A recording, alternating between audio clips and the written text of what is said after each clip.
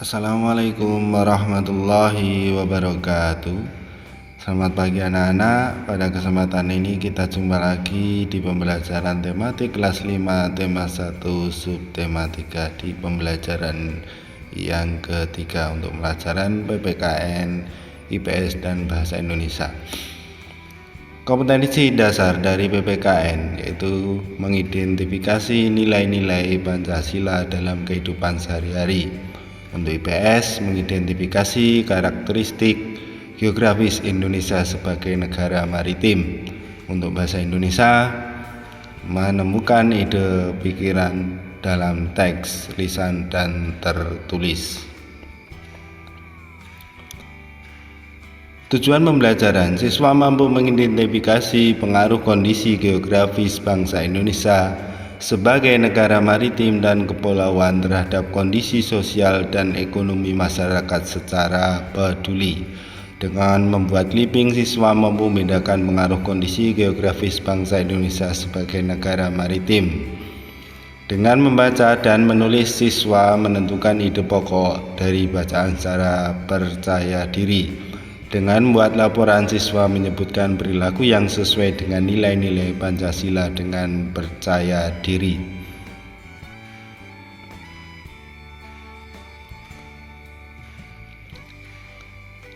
Langsung saja pada pokok pembahasan.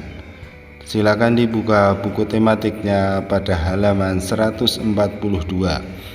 Di situ ada gambar jembatan Pulau Madura. Kondisi geografis Indonesia sebagai negara maritim bisa dibaca halaman 143 dan 144.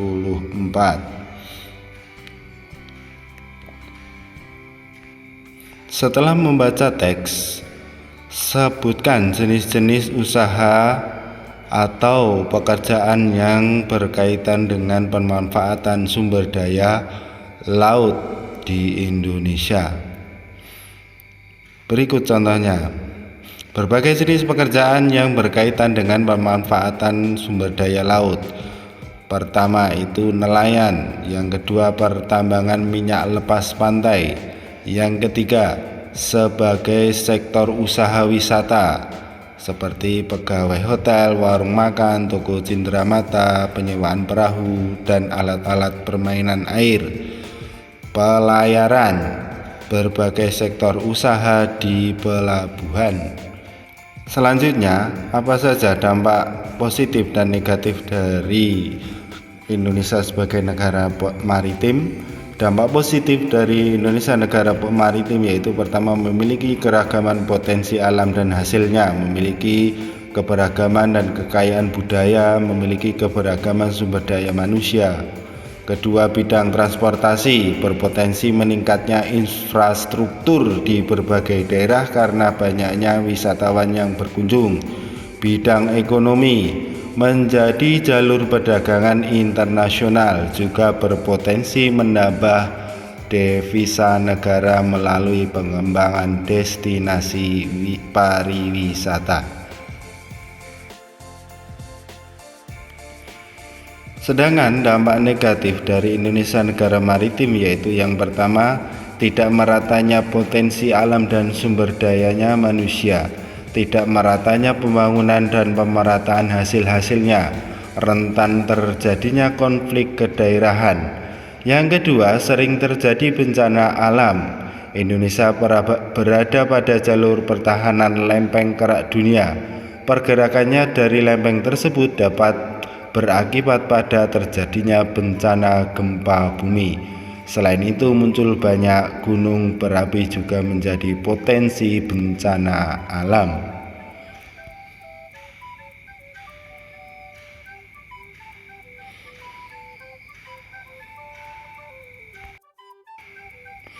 Selanjutnya, ayo membaca. Silakan dibaca teks halaman 148 dan 149 tentang kejayaan bahari masa lalu, di mana Indonesia adalah memiliki sejarah sebagai negara maritim dan menjadi pembuat kapal pinisi sebagai kapal yang pernah menjelajahi dunia. Dari teks tadi temukan ide pokoknya. Ide pokok paragraf pertama yaitu kejayaan bahari bangsa Indonesia telah ada sejak sebelum kemerdekaan. Contoh paragraf yang kedua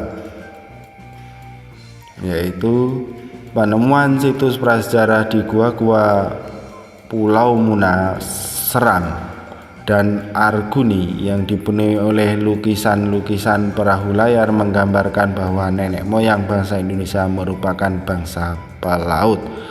Paragraf ketiga, Kerajaan Sriwijaya bahkan memiliki armada laut yang besar dan kuat. Itu contoh penemuan ide pokok. Untuk ide pokok yang ke paragraf keempat sampai yang ke-11 silakan dicari sendiri.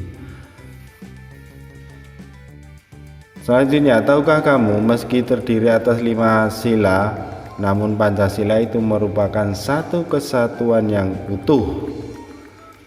Setiap sila yang membentuk Pancasila juga sebagai satu kesatuan yang mutlak, tidak dapat ditambah dan dikurangi. Oleh karena itu Pancasila tidak dapat diubah menjadi Trisila atau Ekasila. Ayo berlatih untuk menambah pemahamanmu bahwa sila-sila dalam Pancasila merupakan satu kesatuan yang utuh dan setiap sila dijiwai dan dijiwai sila yang lain. Contoh yang pertama, pemilihan ketua kelas itu mencerminkan sila keadilan sosial bagi seluruh rakyat Indonesia, persatuan Indonesia, kerakyatan yang dipimpin oleh hikmat kebijaksanaan dalam permusyawaratan perwakilan, kemanusiaan yang adil dan beradab. Untuk yang lain, perayaan hari besar keagamaan, gotong royong itu mencerminkan sila apa saja? Silakan ditemukan jawabannya. Kemudian musyawarah mufakat, menjenguk orang sakit, itu mencerminkan sila apa saja? Silakan anak-anak temukan jawabannya, bisa ditulis di buku tugas kalian. Sekiranya cukup sekian dulu pembelajaran kali ini. Semoga yang sedikit ini bisa bermanfaat. Terima kasih telah menyaksikan video pembelajaran ini. Kita bertemu lagi di video pembelajaran yang lain. Wabillahi taufiq wal hidayah. Wassalamualaikum warahmatullahi wabarakatuh.